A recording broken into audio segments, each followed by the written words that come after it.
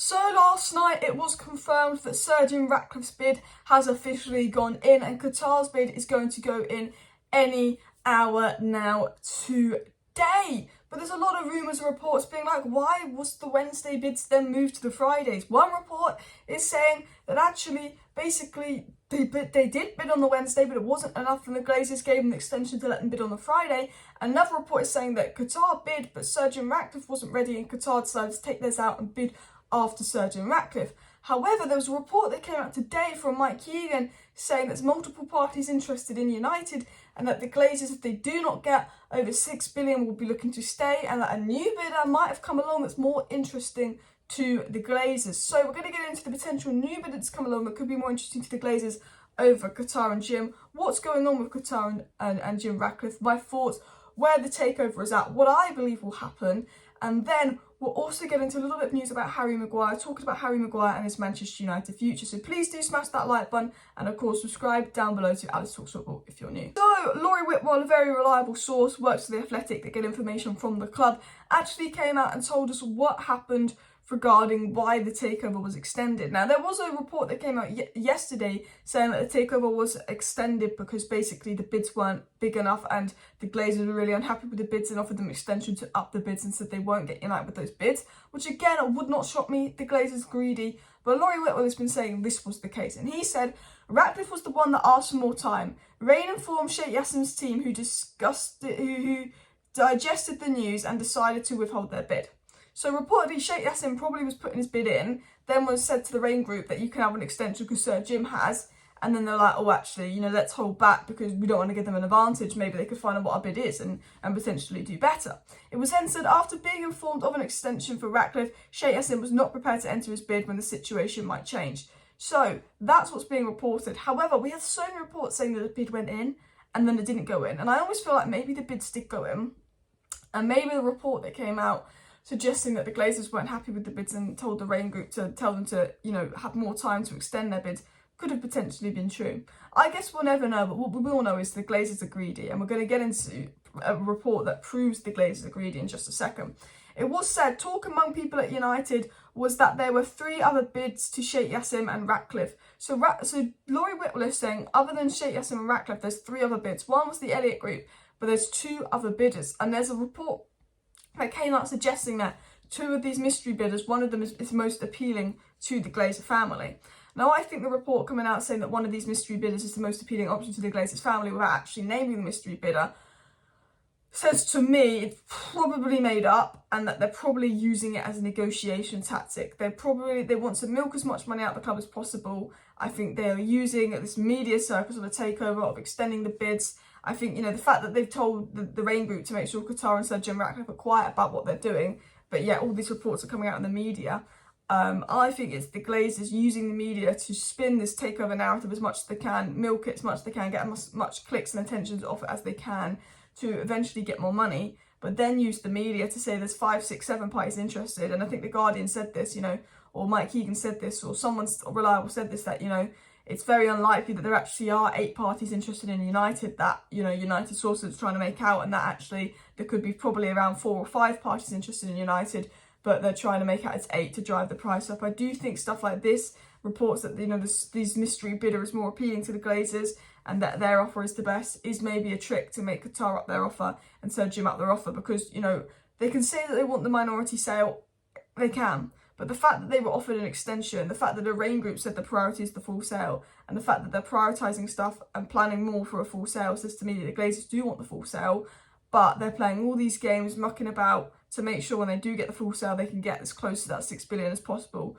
not 5 billion, to make sure they can get as much money for the club as possible, because they're ridiculously greedy. They only care about money, and I think it's a negotiation tactic to say this many parties are interested in the media and that they want to stay, because we do know their intentions apparently are to sell the club, but only for a good price, and they're doing what they can to sell the club for a good price. Mike Ashley did it with Newcastle. They know Qatar a lot of money, they know Qatar want the club, so they know that they can bid crazy money to have Manchester United for this price. I think if the Glazers were happy with the minority bids they got, which they say they're happy with, and they're saying, stories are coming out that this bidder has, done what the Glazer wants, la-di-la-di-la, I think it's a lie, because why would you have given Qatar and Sir Jim Ratcliffe an extension if you're happy with the bid that you've got? Why would you go to the extent of giving Qatar and Sir Jim Ratcliffe an extension? I think you know Qatar's bid's coming in today. You know Sir Jim Ratcliffe's bid was coming in last night. You just wanted to use some ammunition to scare them. It was said a person close to the Qatari offer said they will work with the order not to return without having concluded an agreement. And that's said by the Times Sport. Glazers know that Qatar really want the club. Qatar set a 9-2 foundation up, especially to buy United, and employed people to be long-term here, not just help with the sale, but to work at the club when they buy the club. That shows the confidence and the determination Qatar have to buy Manchester United.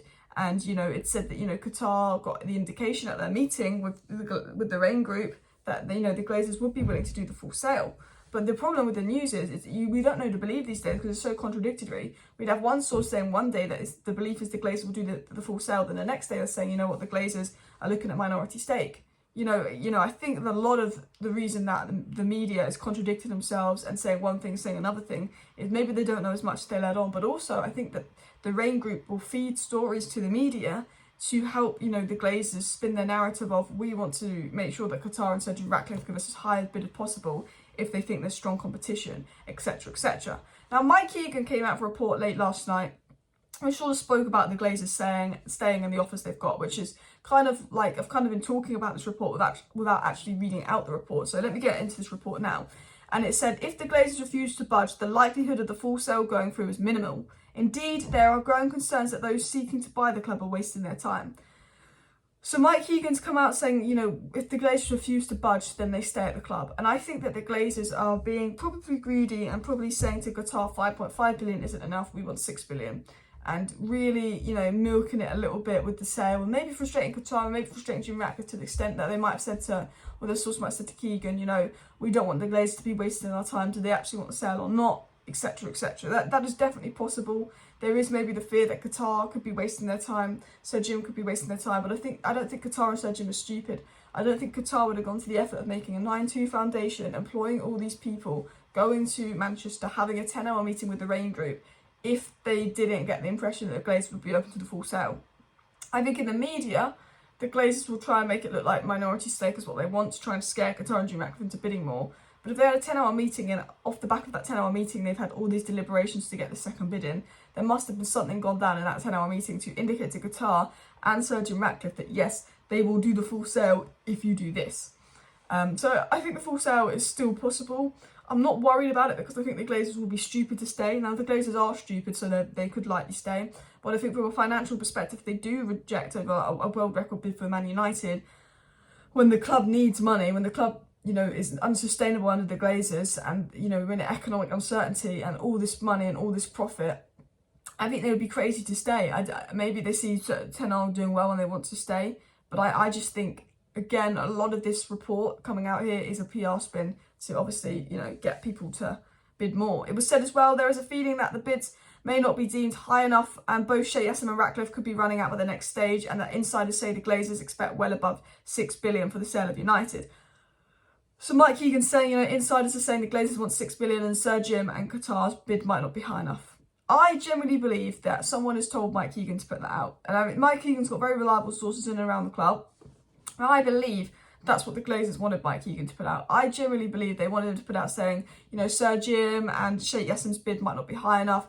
The Glazers want well above 6 billion. Remember that, remember that, remember that. Because at the end of the day, the Glazers want to milk as much money as they can out of United. And this takeover is getting boring. I'm bored of reporting it. It's become this massive circus. And it's just because the Glazers are trying to milk as much, energy, time, news, relevance, attention out of this deal as possible to make as much money. They're absolutely milking this club. They're delaying the process, which is going to affect Ten Hag's progress next season, because we need to know who our owners are for the transfer window, because they're just greedy. They don't care about the club, which is a shame.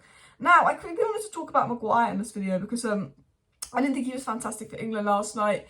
He's obviously playing for England. He's not played a lot for United. I wanted to quickly address the Maguire situation of, I do like Harry Maguire, and I do think he's a decent level player, but I don't think he'll ever suit the way Ten Hag plays. I think he's lost his confidence, and I think he needs to leave United. I watched Maguire for England, and I go, this guy would be good. He's got good qualities. He's a decent centre-back. But for United, he's not, because he plays with no confidence, he doesn't fit the system, and he's nowhere near the level of Martinez and Varane. And I was thinking this, I said, with Maguire, it'd be best for him to leave United, best for his career to leave United. And I think United need to sell Maguire because they can still get 25-30 million for him and go and get a good replacement that's really going to challenge Varane and Lisandro Martinez, because I don't think Maguire suits Ten Hag's system or the way that Ten Hag wants to play. And I saw Maguire for England, I just didn't think he looked himself. I don't think he's looked great this season. I think not playing a lot has obviously affected his momentum. I don't know. I think, we've said this for a while. I think Maguire needs to be sold this summer. I think Maguire and McTominay are two players that I think they would be stupid if they stayed at United this summer, because Ten Hag's already sussed them out and decided they're not good enough for his plans. They're not going to play regular football if they stay at United. And there's still a decent player in Maguire. I still believe that he's you can play for a top 10 Premier League club and be an important role for them.